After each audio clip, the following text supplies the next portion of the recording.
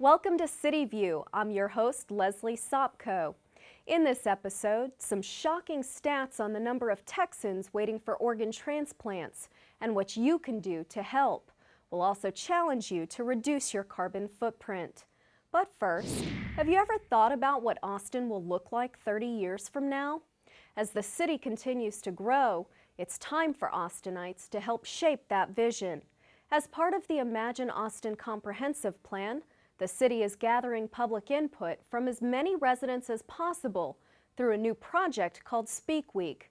Here's a look at why your opinion does matter. So what we're doing right now is called Speak Week. This is the first time the city's ever taken on an endeavor like this. We're actually going out to the public to gather public input on the city's Imagine Austin Comprehensive Plan. The objective is to get out to where the people are, because we have regular community forums, but a lot of people can't get out to those forums. They don't have transportation or the timing's not right. So we figured we should just go to where people are, and different kinds of places. Like today we're at the Dove Springs Recreation Center, and we got to talk to a lot of young people, which was wonderful because they have ideas about the city too. And after all, in 20 years, this is going to be their town. It's good for the city to come into the community. They have a better understanding of what the community needs, and also the community have a better understanding of who their leaders are. It's good for them to come out into the community, to talk to the children, to talk to the parents, to give them an understanding of what they're trying to accomplish, to let them know what part they play in helping grow Austin. Well, so far we're getting a lot of input about density. Some people want to see residential buildings that are tall and hold a lot of people. Other people are very opinionated about wanting single-family homes. So we're seeing quite a mix so far, but we've just gotten started. So it'll be interesting to see how it all pans out after we talk to a lot of people. Volunteers are staffing kiosks at local malls, college campuses, rail and bus stations, and even Alamo Draft House. To learn more about the Imagine Austin Comprehensive Plan, visit imagineaustin.net. Well, many Austinites might think they're registered to be an organ donor, but oftentimes they're not. With more than 100,000 people on a wait list for organ transplants, the city is asking for your help.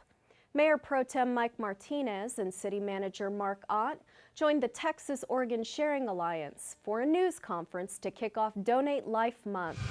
Well, today we've been invited by Mayor Pro Tem Martinez for the kickoff of Donate Life Month and a huge initiative with the City of Austin to promote organ donation. Mayor Pro Tem came up with a great idea to not only educate City of Austin employees, but go out to the community and educate through libraries and the mobile health van unit and a variety of ways and media. So it's a wonderful opportunity. Well, we're launching the campaign to get folks to register as organ donors. What we know is that there are 107,000 people on a waiting list for organ donation, and many of them won't receive that donation. I think it's our responsibility to reach out to folks and explain to them about organ donation and how you go about registering to become a donor.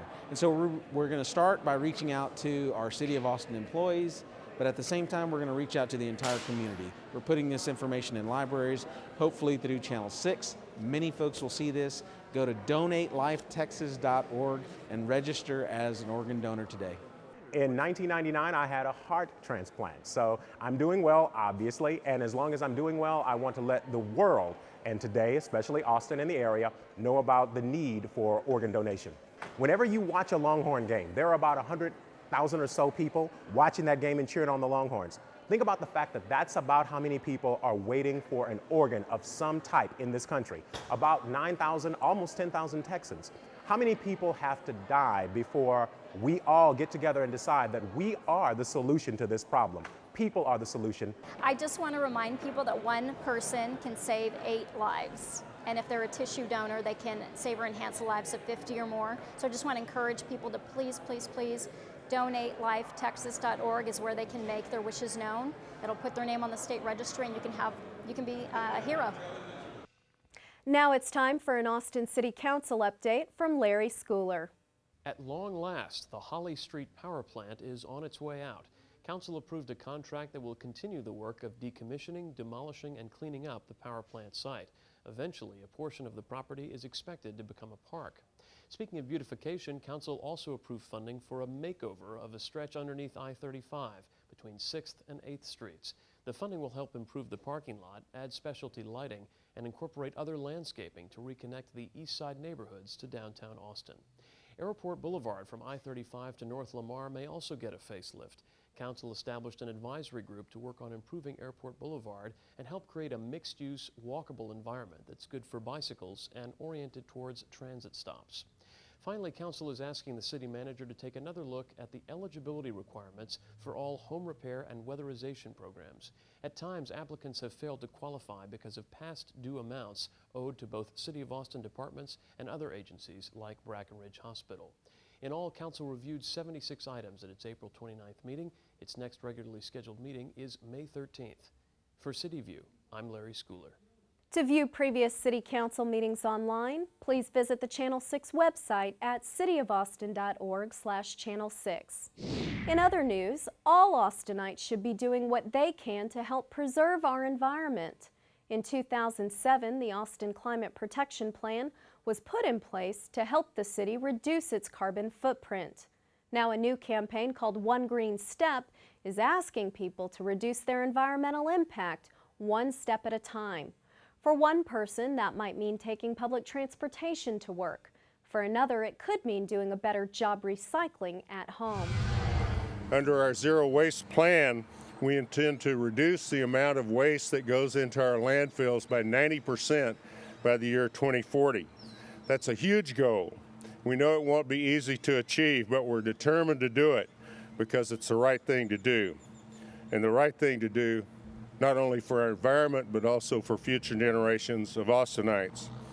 All of us have a big part to play in meeting a goal like this, and that's what the One Green Step program is really about. Many people are befuddled in the news as to the environmental degradation and what they can do about it and how they can deal with their lives, and it's challenging to impact your own life and make changes. And One Green Step gives you the opportunity to take one step at a time. And the idea is you take the first step and then you take the second step. And it's a little more achievable to green your life.